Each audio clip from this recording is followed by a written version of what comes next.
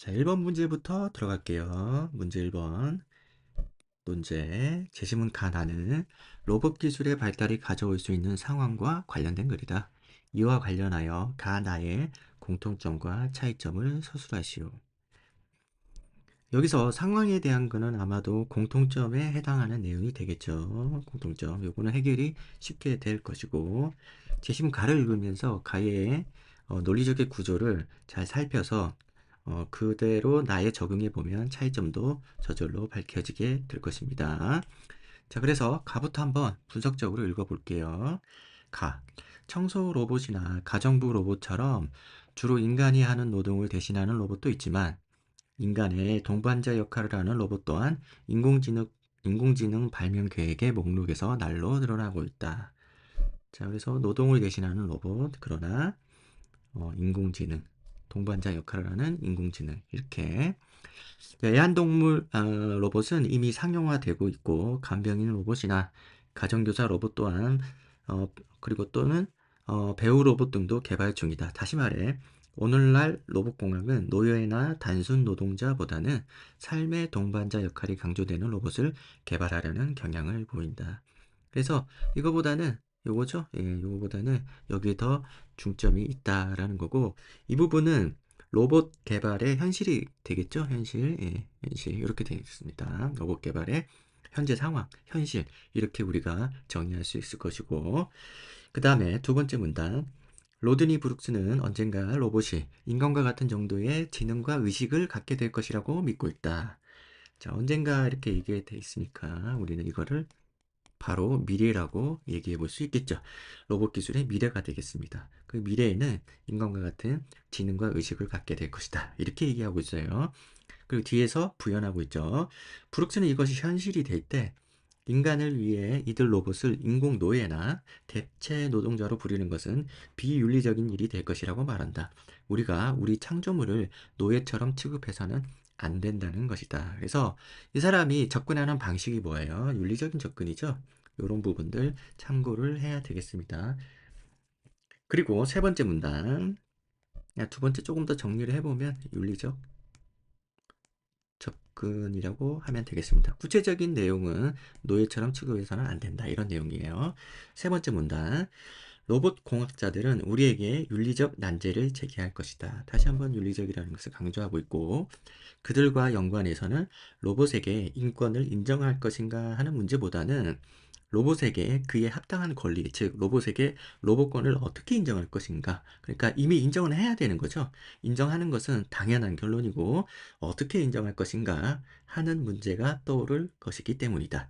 따라서 이것은 우리에게 새로운 타자라는 철학적 과제를 던질 것이다. 철학적, 윤리적 비슷한 얘기죠. 자, 이제 중요한 다음에 이제 우리는 로봇들이 우리에게 제대로 봉사할 준비가 되어 있는지 묻는 것 이상으로 그걸 단순히 노동을 대체하는 것으로 받아들이지 말고 그 이상으로 우리가 로봇을 받아들일 준비가 되어 있는지 물어야 되지 않을까라는 겁니다. 그래서 이게 더 중요하다는 거죠. 그래서 계속해서 음, 인정할 것인가가 아니라 어떻게 인정할 것인가고 그 다음에 여기서 그 이상으로 노동이나 노예 그 이상으로 우리가 받아들일 준비가 필요하다. 이런 식으로 얘기를 하고 있죠. 윤리적 접근. 여기에 대한 확장이죠. 윤리적 접근에 대한 확장, 부연 이렇게 설명할 수 있겠습니다. 그리고 결론적으로는 준비하자 이런 얘기죠. 자, 이 기준으로 우리가 제시문 나를 한번 살펴볼게요. 여기 나와 있는 이런 기준들을 나에서 한번 적용하면서 거기에 해당하는 내용들이 있는지 살피면서 글을 읽어보겠습니다. 자, 나 첫 번째 문단. 애커먼해져서 휴먼 에이지에서는 로봇 기술의 발달에 대한 우려와 두려움이 표현된 구절이 나온다. 그래서 여기서 두려움, 로봇 기술 두려움. 두려움이란 얘기는 우리가 앞에서 읽었던 내용 중에서 이 세 번째 문단에 해당한다고 볼 수 있겠죠. 네. 그렇습니다.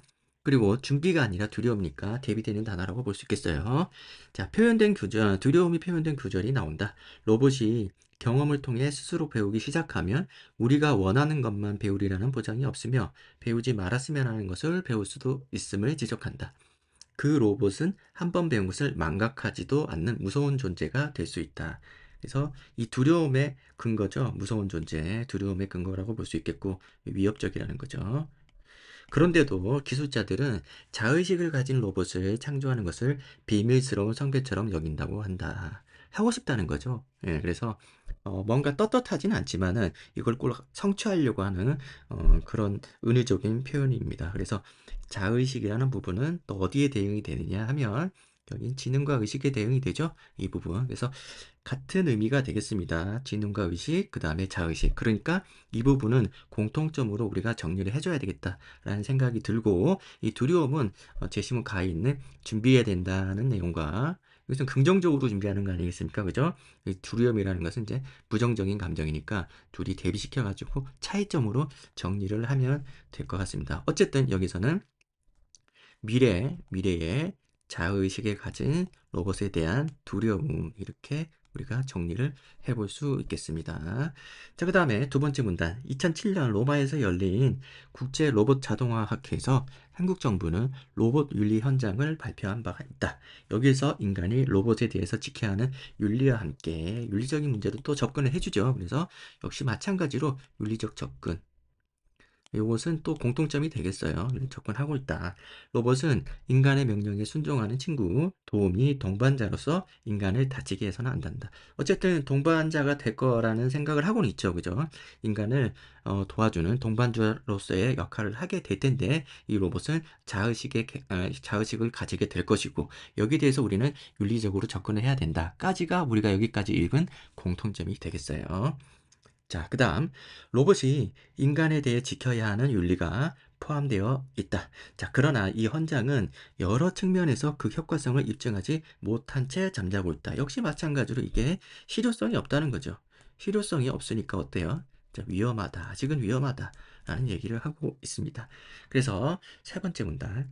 인간 역시 신의 명령을 거역했듯이 인간이 만든 피조물 또한 우리의 통제를 벗어날 것임을 예측하는 것은 지극히 당연한 생각이다. 위험이죠, 통제. 끊임없이 위험에 대해서 얘기하고 있습니다. 그러니 이쯤에서 비밀스러운 성배에 대한 추구는 그만두어야 마땅한 것이다. 이 비밀스러운 성배라는 것은 자의식을 가진 로봇을 개발하는 거죠. 여기 이 부분이라고 볼 수 있겠습니다. 자, 그래서 정리를 해보면은 여기선 그만두어야 된다. 여기까지 정리를 해보면 그만 이렇게 써보겠습니다. 첫 번째 문단에서는 자의식을 가진 로봇이 등장할 것이다. 미래에는 이렇게 쓰고 있고, 두 번째 문단에서는 그러므로 우리가 윤리적으로 접근을 해야 되는데 그 효과가 의문이다 라는 거고, 세 번째 문단에서는 그러므로 이거 좀 자제해야 되지 않느냐, 그만둬야 되지 않느냐, 이렇게 쓰고 있습니다. 그러면 대응을 시켜보겠습니다. 자, 논제에서 우리가 어떤 상황에 관련된 글이다, 로봇 기술에 대한 상황에 관련된 글이다, 이렇게 얘기를 쓰고 있고, 그 공통점은 읽어보니까 미래에는 우리의 동반자 역할을 하게 될 자의식을 가진 로봇이 등장하게 될 것이다 라는 것에 대해서는 공통점을 갖고 있고, 그리고 거기에 대해서 윤리적으로 접근하려는 노력이 있어요. 하지만 그 결론이 다르죠.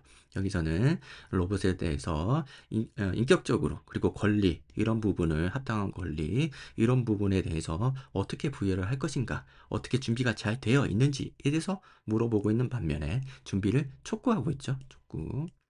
촉구하고 있는 반면에 뒤에서는 어때요? 이것이 너무 위험하기 때문에, 위험하니까, 그리고 윤리적으로 접근을 하려고 해도 실효성이 없기 때문에 이 부분 굉장히 조심해야 되지 않느냐, 그만둬야 되지 않느냐, 이렇게 우리가 정리를 해볼 수 있겠습니다. 이렇게 되면 공통점이 좀 비중이 크긴 하죠. 근데 차이점은 긍정적이냐 부정적이냐, 이 정도 내용밖에 안 되긴 한데, 답안 글자 수는 작으니까 적절하게 쓸 수 있을 것 같아요. 자, 그래서 예시 답안을 한번 살펴보고 첨언하겠습니다. 자, 제시문 가와 나는 인공지능 기술이 발달함에 따라 로봇이 인간과 유사한 능력, 권리를 가지게 될 충분한 가능성을 인정하고 있다.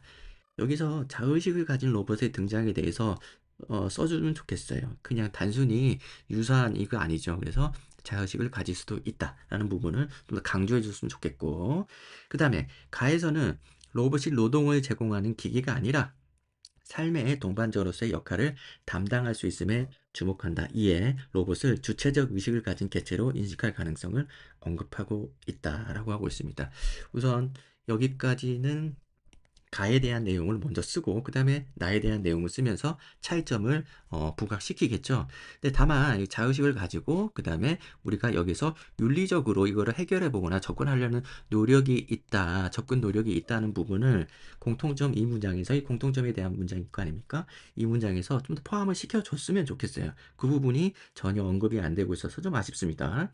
그 다음에 나에서 역시 주체적인 의식을 가진 로봇 출현의 가능성을 강하게 인정한다. 공통점을 들어가는 문장으로 쓰고 있습니다. 반면 로봇 윤리 현장, 재정 등 이러한 로봇과의 공존을 모색하려는 시도가 실효성이 없다는 점에 주목하고 그러한 로봇 창조 혹은 개발에 대한 부정적인 견해를 드러나고 있다는 점에서 차이점을 보인다라고 하고 있습니다.